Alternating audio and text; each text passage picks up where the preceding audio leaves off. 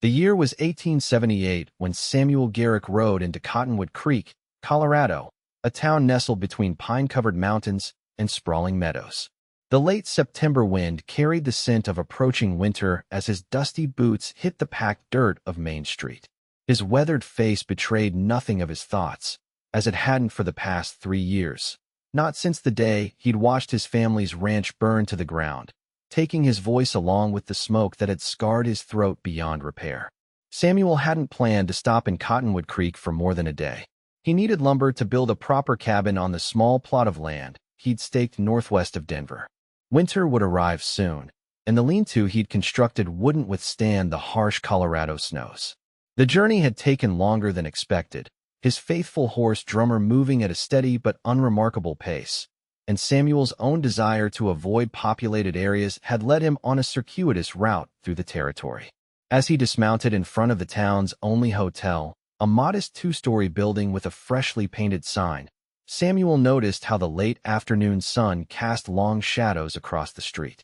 The town was smaller than he'd expected, but the lumber mill he'd heard about in Denver stood prominently at the edge of town, its water wheel turning steadily in the creek that gave the settlement its name. Samuel led Drummer to the water trough, patting the horse's neck as the animal drank deeply. Cottonwood Creek seemed like any other frontier town. A general store, a saloon with piano music drifting through its swinging doors, a small church, and a cluster of homes spreading outward from the main thoroughfare. What Samuel didn't expect was the warm glow emanating from the bakery window across the street, or the woman inside whose eyes would meet his and change the course of his silent existence forever. Rose Zimmerman had been up since 4 that morning, kneading dough by lantern light in the small bakery she'd opened after her father's death the previous year. At 26, Rose had resigned herself to spinsterhood, focusing instead on building the business her immigrant father had dreamed of establishing in this new land of opportunity. Her German mother's recipes had made the bakery a town favorite, and Rose found purpose in the rhythmic work of her hands and the satisfaction of feeding her neighbors. She was arranging the last of the day's bread loaves in the front window display when she noticed the stranger across the street. Even from a distance, she could tell he wasn't from Cottonwood Creek. Something about the way he stood, straight-backed yet somehow apart from the world around him, caught her attention. His dark hair was longer than was fashionable, tucked beneath a wide-brimmed hat that shadowed his face. His clothes were trail-worn but clean, and the horse he tended to looked well cared for despite the dust of travel that covered them both. When he turned, his eyes met hers through the glass, and Rose felt an unexpected jolt. She hadn't felt that kind of recognition, that inexplicable awareness of another person, since Thomas had marched off to war 13 years earlier, never to return. Embarrassed by her schoolgirl reaction, Rose quickly turned back to her work, but not before offering a small smile to the solemn-faced stranger. Samuel noticed the woman in the bakery window immediately. Her honey-colored hair was pulled back in a practical knot at the nape of her neck, with rebellious strands framing a face that seemed too youthful for the assured way she moved about her shop. When she smiled at him, a quick, genuine expression that reached her eyes, Samuel felt something shift inside his chest, a feeling so foreign after years of numbness that he almost didn't recognize it as interest. He tipped his hat slightly in acknowledgement before leading Drummer toward the hotel. The brief interaction, barely more than a moment of eye contact, should have been inconsequential. Yet as he arranged for a room and stable space for his horse, Samuel found his thoughts returning to the woman in the bakery window, wondering about the life she led in this small mountain town. After securing his room and settling Drummer, Samuel made his way to the lumber mill at the edge of town. The foreman, a burly man named Wallace Jenkins, greeted him with a hearty handshake that Samuel returned with a firm grip. "What can I do for you, mister?" Wallace asked, already sizing up the silent newcomer. Samuel pulled out a small notebook from his pocket and quickly wrote his request for enough lumber to build a modest cabin. He'd become accustomed to communicating this way, though most people responded with pity or discomfort when they realized he couldn't speak. Wallace read the note, nodded, and said, "That's a fair amount of lumber. Should take us about 2 days to get it all together and loaded for you. You planning to stay in town till then?" Samuel nodded, appreciating the man's straightforward manner. "Well then, welcome to Cottonwood Creek. Not much excitement here, But we've got decent food at the hotel, and Clancy's saloon serves a whiskey that won't blind you." Wallace chuckled at his own joke before adding, "And if you've got a sweet tooth, Miss Zimmerman's Bakery makes cinnamon rolls that'll make you believe in heaven on earth." Samuel managed a small smile at that, remembering the woman in the window. He completed the transaction for the lumber, paying half in advance from the carefully counted bills in his money belt, and arranged to return in 2 days to collect his order. With business concluded and several hours of daylight remaining, Samuel found himself at a loss for how to spend his time. Usually, he avoided lingering in towns, preferring the solitude of open country, but something about Cottonwood Creek, or perhaps someone, made him reluctant to retreat to his hotel room just yet. His stomach rumbled, reminding him that he'd eaten only jerky and hardtack since dawn. Before he could reconsider, his boots were taking him across the street toward the bakery, its windows now golden with late afternoon sunlight. Rose was counting the day's earnings when the small bell above her door jingled. Looking up, she was surprised to see the stranger from earlier standing in her doorway, hat in hand. Up close, he was taller than she'd thought, with broad shoulders and a lean frame that spoke of hard work rather than hunger. His face was sun-weathered and serious, with dark eyes that seemed to take in everything at once. A jagged scar ran along the side of his neck, disappearing beneath his collar. "Good afternoon," Rose greeted him with a smile. "You're just in time. I was about to close, but I've still got plenty left if you're hungry." Samuel nodded, his expression softening slightly as he approached the counter. The bakery smelled of yeast and sugar and home, reminding him of his mother's kitchen from what felt like a lifetime ago. "New to Cottonwood Creek?" Rose asked as she moved behind the glass case displaying her remaining wares. When he nodded again without speaking, she continued, undeterred by his silence. "Well, you picked a good time to visit. The aspen leaves are turning gold up on the mountainsides. Most beautiful sight you'll ever see." Samuel reached for his notebook, hesitated, then wrote quickly, "I'm Samuel Garrick. Can't speak. Injury. Would like to try those cinnamon rolls I've heard about." Rose read his note, her expression shifting from surprise to understanding without a trace of the pity Samuel had come to expect. "Pleased to meet you, Mr. Garrick. I'm Rose Zimmerman," she replied with a warm smile. "And whoever told you about my cinnamon rolls wasn't exaggerating. At least, that's what the townspeople tell me." She selected the largest roll from the tray and placed it on a plate, adding a second for good measure. "Coffee's still hot, if you'd like some," she offered, already reaching for a cup. When Samuel nodded, she poured the dark liquid and motioned to a small table by the window. "Please sit. I could use the company while I finish closing up." Samuel wrote, "Don't want to keep you," and showed her the note. Rose read it and shook her head. "You're not keeping me from anything except an empty house and a novel I've already read twice." She placed the coffee and rolls on the table. "Unless you'd prefer to be alone?" Samuel found himself shaking his head before he'd even fully considered the question. Solitude had been his constant companion for so long that he'd forgotten how to want anything else. Yet something about Rose Zimmerman's straightforward manner and kind eyes made him willing to break his usual patterns. As he sat at the small table, savoring the sweet, buttery layers of the best cinnamon roll he'd ever tasted, Rose moved about the bakery, covering trays and sweeping floors. She chatted as she worked, telling him about the town and its people, asking occasional questions that he could answer with a nod or headshake, never pressing when he offered no response. "I came here with my father 5 years ago," she explained, wiping down the counter. "He was a baker in Pennsylvania before that, and in Bavaria before we immigrated. He dreamed of opening his own shop out west where there was room to build something new." Her voice held a wistfulness that Samuel recognized. "He passed last year, his heart, but he lived long enough to see this place become successful." Samuel wrote, "You run it alone now?" Rose nodded. "Just me. My mother died when I was 15, and I never had siblings." "What about you, Mr. Garrick? What brings you to our little town?" "Lumber. Building a cabin northwest of Denver," he wrote, then added, "These rolls truly are heavenly." Rose's laughter was like water over stones in a clear stream. "Now I know you're just being kind," she said, though her cheeks flushed with pleasure at the compliment. "But thank you. It's my mother's recipe." As the sun began to set, casting long shadows across the bakery floor, Samuel reluctantly realized it was time to leave. He paid for his meal, leaving more than the asking price despite Rose's protests, and wrote, "Thank you for the company. Best meal I've had in years." "You're welcome back anytime, Mr. Garrick," Rose told him as she walked him to the door. "I open at 6 if you'd like breakfast before you leave town." Samuel nodded, lifting his hat in farewell as he stepped back into the cooling evening air. His chest felt lighter somehow, as if some invisible burden had shifted during the hour he'd spent in Rose Zimmerman's company. The next morning found Samuel at the bakery door as the first light of dawn broke over the mountains. Rose looked surprised but pleased to see him, ushering him in from the chilly morning air with a smile that seemed to warm the room more effectively than the ovens in the back. "Good morning, Mr. Garrick," she greeted him. "You're an early riser, I see." Samuel nodded, writing, "Work habits. Hard to break.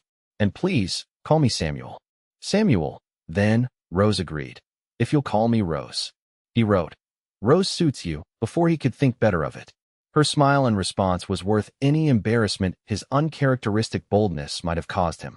"Coffee's hot," she said, "and the morning biscuits are just about ready." Thus began a pattern that would shape the next 2 days.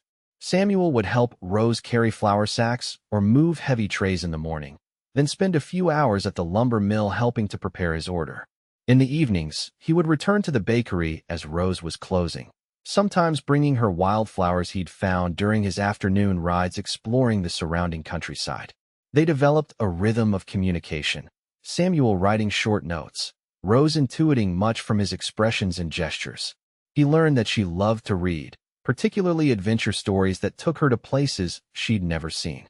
She discovered that he had once been a rancher in Wyoming, that he could draw remarkably well, sketching the view from her bakery window with a few quick strokes of a pencil. On the evening before Samuel was due to leave with his lumber, Rose closed the bakery early and invited him to dinner at her small house behind the shop. "Nothing fancy," she assured him, "but I thought you might appreciate a proper meal before your journey tomorrow." Samuel accepted with a nod, surprised by how much he dreaded the thought of leaving Cottonwood Creek, of leaving Rose. In just 2 days, she had somehow breached the walls he'd built around himself since the fire that had taken his voice and his family's legacy. Rose's home was modest but welcoming, with handmade curtains and a bookshelf overflowing with well-worn volumes.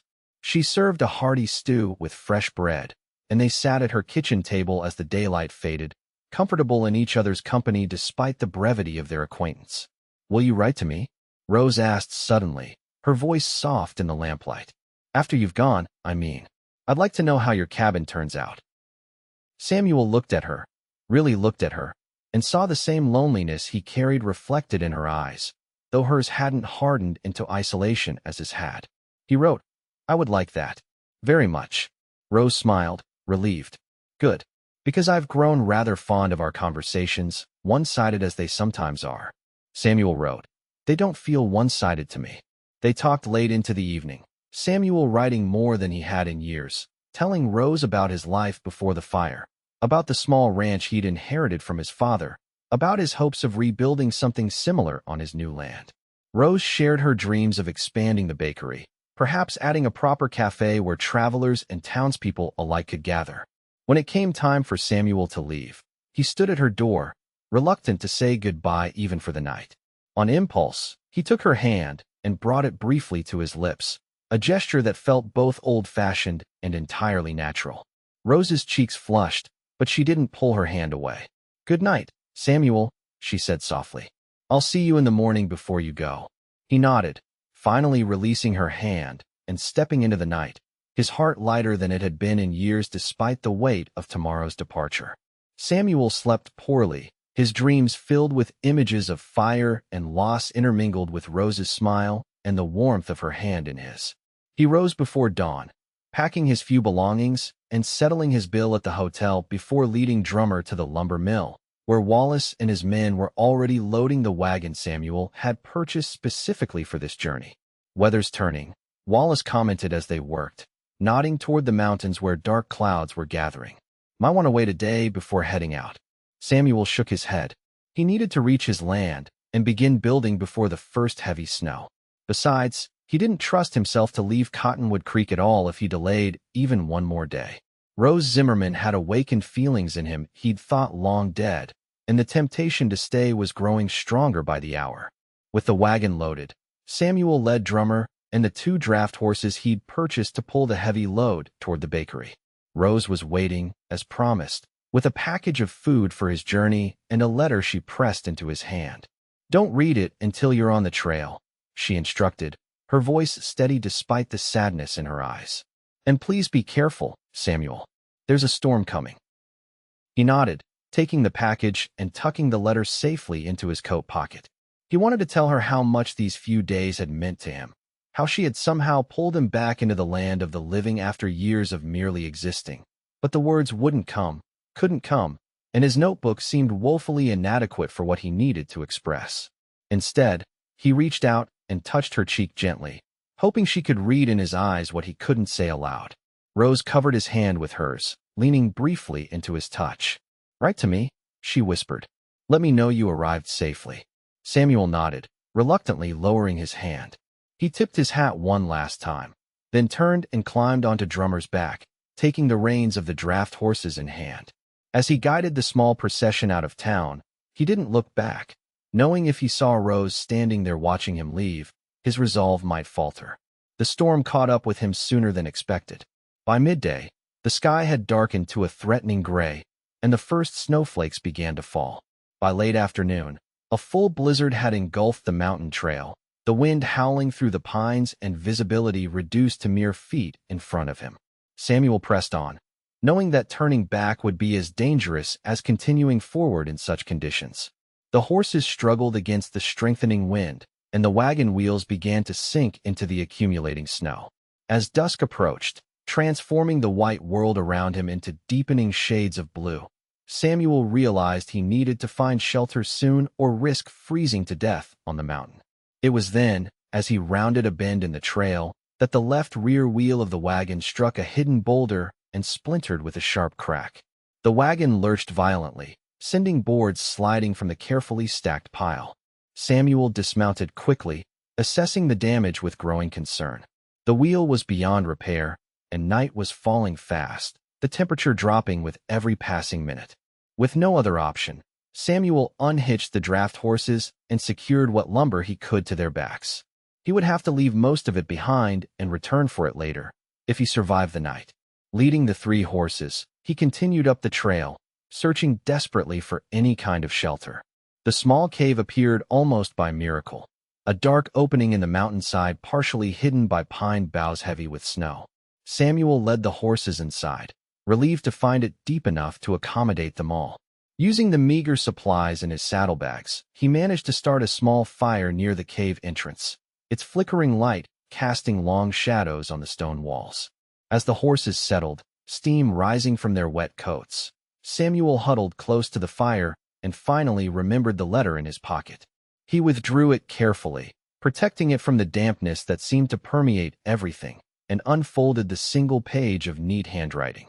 "Dear Samuel," it began, "I find myself in the strange position of knowing you for mere days, and yet feeling as though I've been waiting for you my entire life. Perhaps that sounds foolish.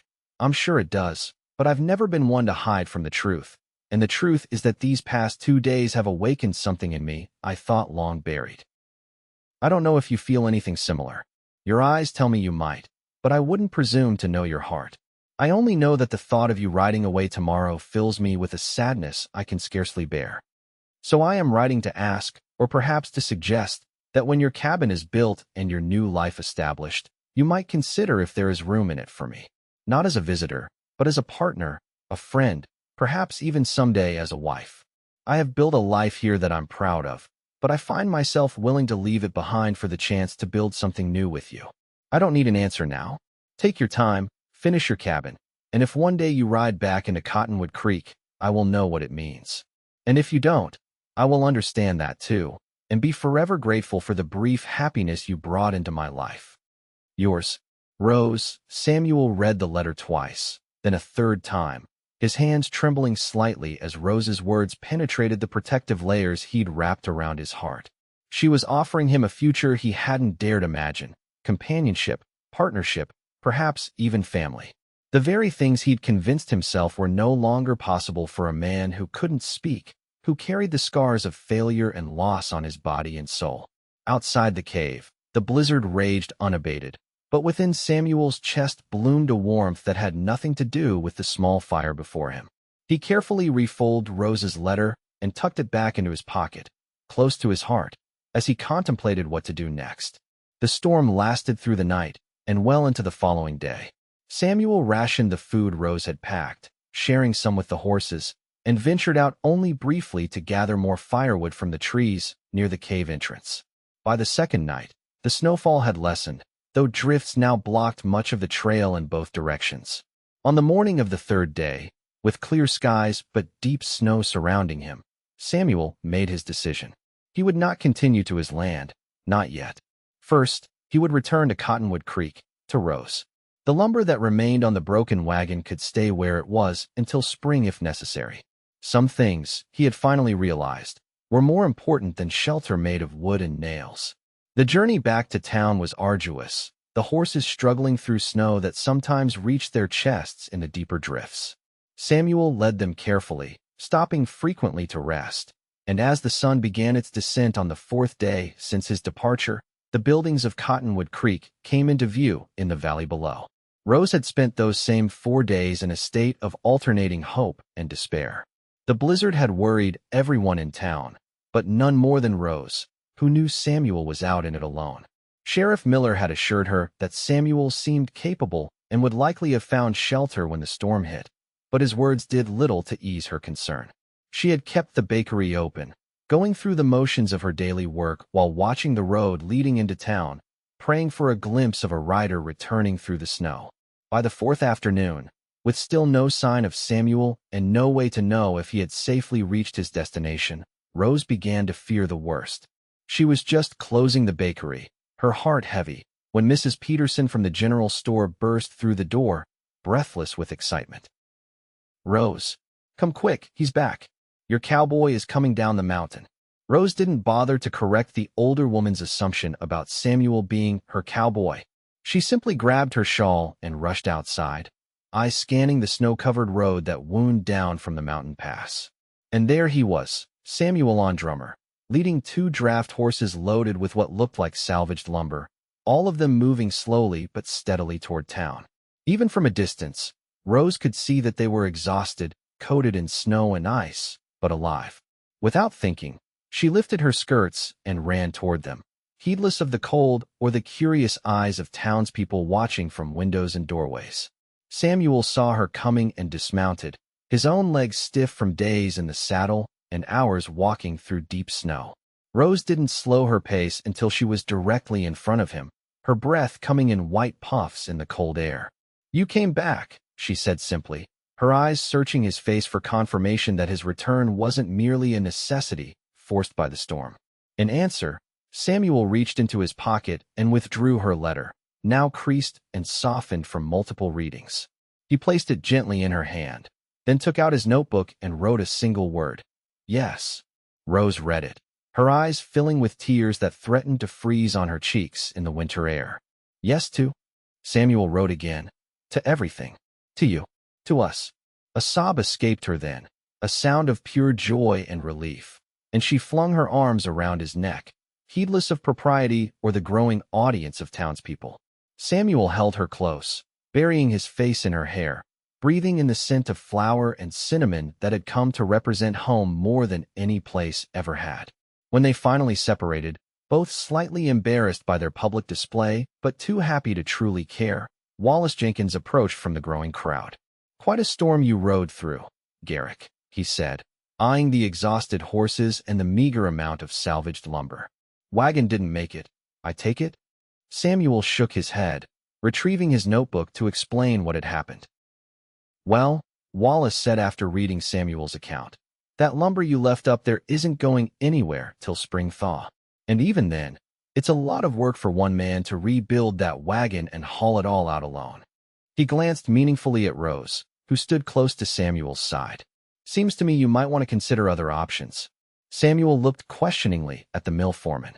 "Town council's been talking about needing someone with carpentry skills," Wallace continued. "Old Jenkins, that's my uncle, not me. He's retiring, and his repair shop needs a new owner. Man who can build a cabin could surely fix a chair or a door frame. He paused, then added, Shop comes with living quarters above it. Nothing fancy, but solid, and close to the bakery. Samuel looked at Rose, who was watching him with barely contained hope in her eyes. He wrote in his notebook, Would you want that? Me staying here. More than anything, she answered without hesitation. Samuel turned back to Wallace and nodded, extending his hand to seal the unexpected agreement. The townspeople of Cottonwood Creek rallied around Samuel in the days that followed. The hotel owner refused payment for his extended stay while arrangements were made for him to take over old Jenkins' shop. Wallace organized a group of men to retrieve the abandoned lumber come spring, insisting it would be useful for town repairs. Sheriff Miller helped Samuel file the necessary paperwork to sell his land claim near Denver, suggesting he might want to purchase a small plot outside Cottonwood Creek instead, where he and Rose could build a home together someday. And Rose was a constant presence, introducing Samuel to everyone in town, helping him settle into the workshop, bringing him meals and companionship, and a future he'd thought forever lost in the ashes of his past. They were married 6 weeks later in the small church on Christmas Eve, with most of the town in attendance. Rose wore a dress of deep blue with a crown of winter berries in her hair, and Samuel wore a new suit purchased from the general store. They exchanged vows in their own way, Rose speaking hers aloud in a clear, steady voice, and Samuel writing his on a scroll that the minister read to the congregation. I came to Cottonwood Creek for lumber. The minister read from Samuel's scroll, but found something far more precious. Rose, you have given me back my voice in all the ways that truly matter. Though I cannot speak the words aloud, know that I promise to love, honor, and cherish you all the days of our lives. There wasn't a dry eye in the church as Rose and Samuel sealed their vows with a kiss, the candlelight reflecting off the gold bands on their fingers and the tears of joy on their cheeks. Spring came early to Cottonwood Creek that year. By March, the mountain passes were clear enough for travel, and Samuel led an expedition to recover the lumber and broken wagon he'd left behind during the blizzard. As Wallace had predicted, most of it was salvageable, and Samuel used it to begin construction on a small house at the edge of town, on land he'd purchased with the proceeds from selling his Denver claim. Rose continued to run the bakery, though now with occasional help from Samuel when repairs were slow at the workshop. They lived above the shop in the beginning, saving and planning for the home they were building together, a home that would eventually need more space than either of them had initially anticipated. It was a warm evening in late April, nearly 7 months after Samuel had first ridden into town, when Rose shared the news that would complete their unexpected journey from strangers to family. They were sitting on the small porch behind the bakery, watching the sunset paint the mountains in shades of pink and gold, when Rose took Samuel's hand and placed it gently on her still flat stomach. The house might need an extra room, she said softly, her eyes meeting his with a mixture of joy and nervous anticipation. By Christmas, there will be 3 of us. Samuel's expression transformed from confusion to wonder in the space of a heartbeat. He pulled Rose into his arms, holding her as if she were made of the most precious material on earth, his shoulders shaking with silent but unmistakable emotion. Later, when he could trust his hands not to tremble, he wrote, I never dared to hope for this much happiness. A wife, a child, a home. You have given me everything I thought lost forever. Rose wiped away tears as she read his words. And you've given me everything I never knew I wanted, she replied, leaning her head against his shoulder as they watched the stars begin to appear in the darkening sky. A family of my own. By the time their daughter Elizabeth was born in December, their new house was completed, a sturdy, welcoming home with a large kitchen for Rose to practice new recipes, a workshop for Samuel to pursue his growing interest in fine woodworking, and a nursery painted with scenes of mountains and meadows that Samuel had created during the long summer evenings. 2 years later, they welcomed a son, William, and Cottonwood Creek watched as the silent cowboy who had once ridden into town for lumber became one of its most respected citizens, a skilled craftsman, a loving husband, a devoted father whose inability to speak never hindered his ability to communicate his love for his family. Samuel Garrick had lost his voice in fire and tragedy, but in the arms of Rose Zimmerman Garrick, in the laughter of their children, And in the life they built together in Cottonwood Creek, he found something far more valuable. He found his heart, his home, and the family he never expected to have again. And on quiet evenings, when the children were asleep and the day's work was done, Samuel and Rose would sit together on their porch, watching the sun set behind the mountains, their hands intertwined and their hearts speaking a language that had never needed words to be understood.